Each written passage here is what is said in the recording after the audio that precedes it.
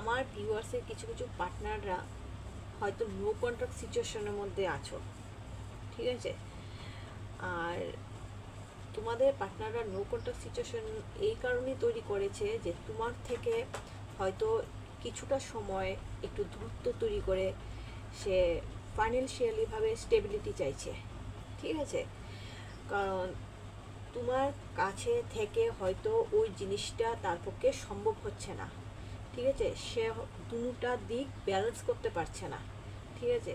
এবং তোমাকে নিয়েই তোমাকে সে কমিটমেন্ট দেবে, কিন্তু একটু সময়, সে একটু সময় চাইবে তোমার কাছ থেকে, বা একটু সময় লাগবে।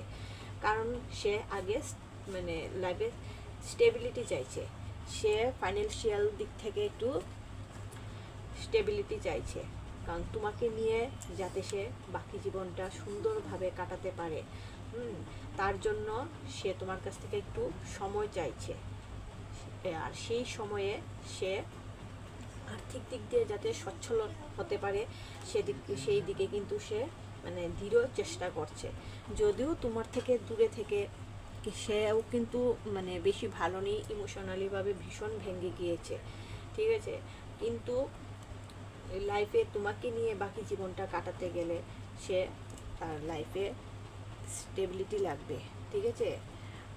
অর্থ লাগবে, তার জন্য সে তোমার কাছ থেকে দূরে গিয়ে সে এই আর্থিক দিকটা সচ্ছল করতে চাইছে। এবং সে কিন্তু তোমাকে নিয়ে যথেষ্ট ভাবে,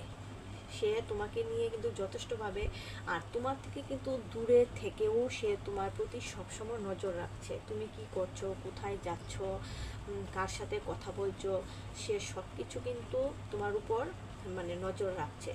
সে কমিটমেন্ট দেবে এবং পরিবারের সবাইকে নিয়ে এসেই কিন্তু তোমার সঙ্গে সেই প্রতিশ্রুতি দেবে যে বাকি জীবনটা সে তোমার সঙ্গে থাকতে চায়, বাকি জীবনটা সে তোমাকে নিয়েই কাটাতে চায়, তোমার সঙ্গেই সে হ্যাপি থাকতে চায়, ঠিক আছে?